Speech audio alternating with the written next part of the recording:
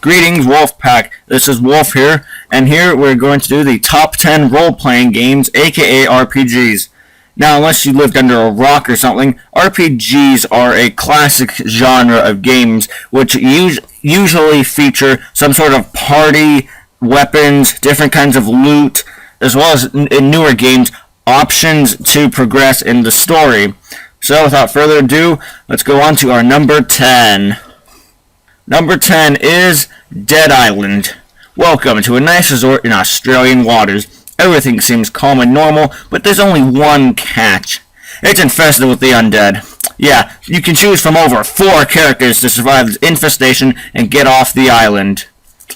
You can drive cars through zombies, punch out their windows when they become too damaged, and pick up random weapons, which you can then use to craft new improved weapons, like a saw on a baseball bat. Yeah, I didn't think you could do that. Breaking and entering couldn't be more simpler than pressing A at the right time on a meter that goes up and down so you can bash through that door that's in your path. You can also find a cure later near the end of the game, but then the final boss takes it and mutates it. And then Dead Island Riptide comes with a similar plot. Difference is, you have a 5th character. Yeah, one more character. Not a complete new set. The same 4 set, but one character. Each character also has a unique ability, but they all end up mutated at the end of Riptide. Oh yeah, spoilers about that. So, number 9. Borderlands. Journey through Pandora with 3 other friends, or by yourself if you're anything like me. As the number is 3, you have 4 characters to choose from, unless you bought the Mechnomancer class. Each one has a special ability, whether it be dual-wielding 2 very different guns, such as an LMG and a sniper rifle, or whether it be cloaking behind your opponents and attacking them with your ninja sword. The second Borderlands has a lot more of story to offer, as the only thing new about it is you're trying to find the vault key, of course, and you're trying to kill Handsome Jack at the same time.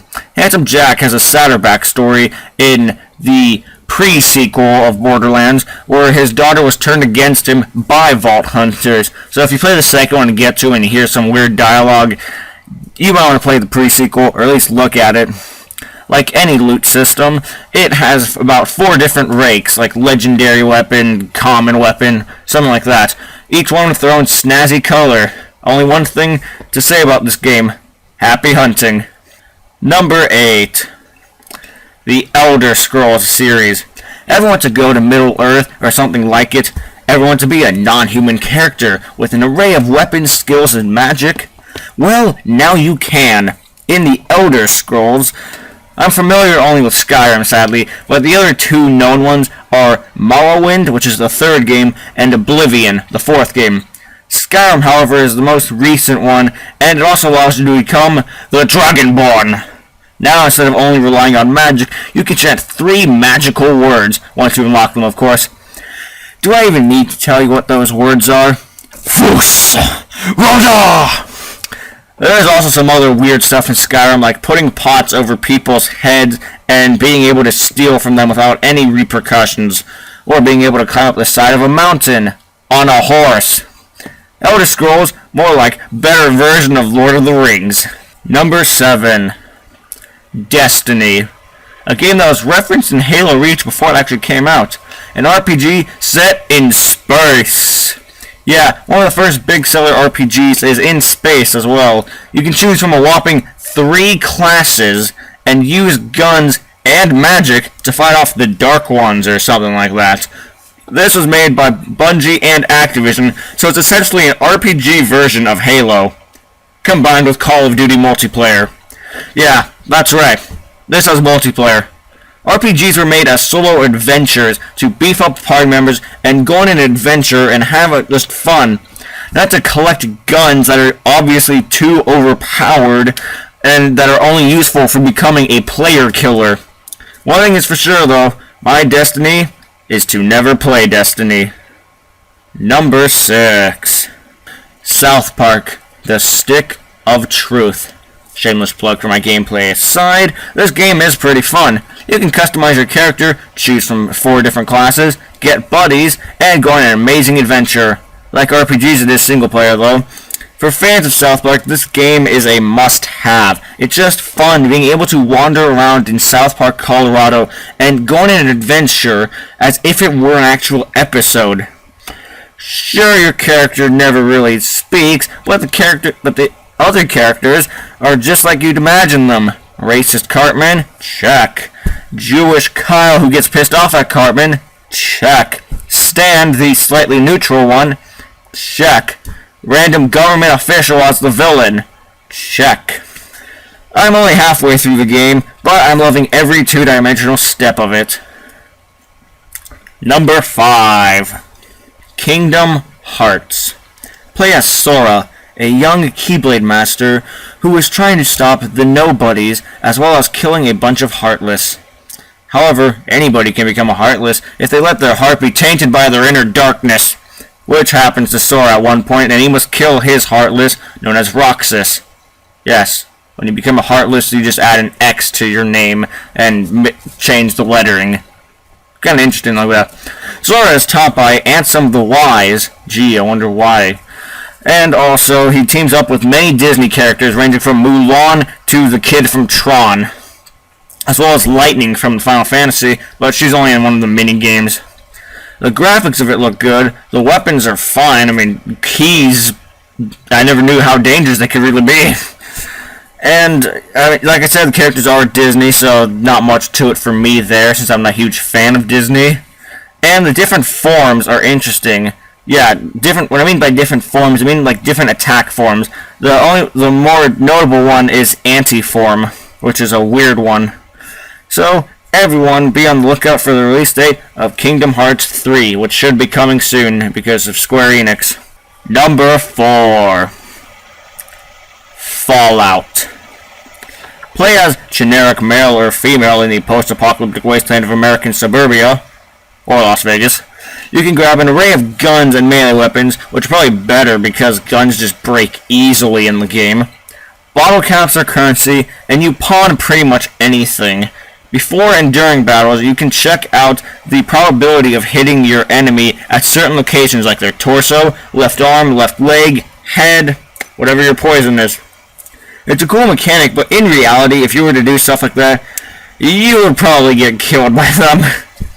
Millions of side quests aside, Fallout 4 is the most recent release. It had good graphics. Angry Joe reviewed it, but go check it out, I guess. In it, you can have a buddy or companion who's either good or bad in combat, depending upon the situation. Like, you can have a giant ogre thing carrying a machine gun, but suck at stealth, or have a dog with you that can carry stuff for you. Yeah, ranges from that, as well as a machine detective thing. It's a great open world game. In fact, I think it made one of our lists, and I would probably recommend it. But get ready for when Fallout becomes a reality, because we all know that will be soon. Number 3. This one might intrigue you guys, actually, because it's Pokemon. That's right, this child-friendly game is not only an RPG, but it's number 3, right above Fallout. Yeah. In it, you can play as a 10-year-old boy or girl and leave your home to enter the dangerous world where monsters roam, and this actually sounds pretty dark. Yeah, at 10 you leave your home and go through animal fighting to work up money to buy healing items, repels, revives, and a $1 million bicycle. Gee, what a ripoff. Go through about 8 gyms and mob bosses and the Elite Four, as well as some legendary Pokemon that has powers beyond humanity's conception and can obviously kill humanity, but just to become a Pokemon master. You know, that's what every 10-year-old dreams about. Oh yeah, I forgot one thing. The professors don't even know if you're a boy or a girl on first glance. So yeah. Number 2. Mass Effect. Created by BioWare and another RPG set in space. You thought Destiny was good, but this was the original. At least I think so. Play as Commander Shepard, who can be male or female, and journey through the galaxy to hunt the Reapers. Terrifying space squid machines built by squids in space who are underwater. You have an array of guns and skills as well as armor choices. It features Paragon and Renegade points, which you earn through your decisions whether or not to punch a person in the face or save a person from getting shot per se. You can also romance not only human squad mates, but alien squad mates that look like lizards, space Muslims, and the blue people from Avatar. The main flaw of this game, beside the hilarious bugs and memes, is the ending to the third one. All of those endings are just terrible, but the majority of the game is fun to play, and I do highly recommend it. Now, before continuing to number 1, let's take a look at the honorable mentions. Crosscode and Earthbound. Crosscode is a game that is still in development. Play as Leah, a person who has lost her memory through the dangers of online gaming. She is a spheromancer who can also attain powers that are those of the 4 elements. I'm currently playing it, so check out my gameplay right over here. As for Earthbound, play as a little boy named Ness. He has psychokinetic abilities to kill things like cultists, giant ants, aliens, and a weird creature that looks like a fetus. Team up with Paula, Jeff, and Pooh. Yes, his name is Pooh. The game is interesting as it too uses the random encounter program that a lot of RPGs nowadays use. And Ness is a playable character in the Super Smash franchises, so you can see where his humble origins were. Now, the number 1 RPG of Wolf and Friends Gaming. Undertale, no. FNAF, get out of here. The true number 1 RPG is Final Fantasy. Play as, enter name here, Furion, Luneth, Cecil, Bart/Butts, Terra, Cloud, Squall, Zidane, Titus and Yuna, different races, Vaughn or Penelo or Balthier or Fran or Bosch or Ashelia or Lightning. Man, this game has so many characters that the story for each game is completely different, even though they all share the same title. There is like no link. What is with that?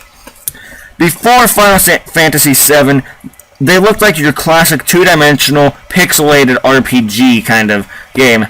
Afterwards, it transformed itself to a 3-dimensional animation-style RPG, similar to that of Kingdom Hearts. Each game is about some kind of person trying to take over the world. Of course!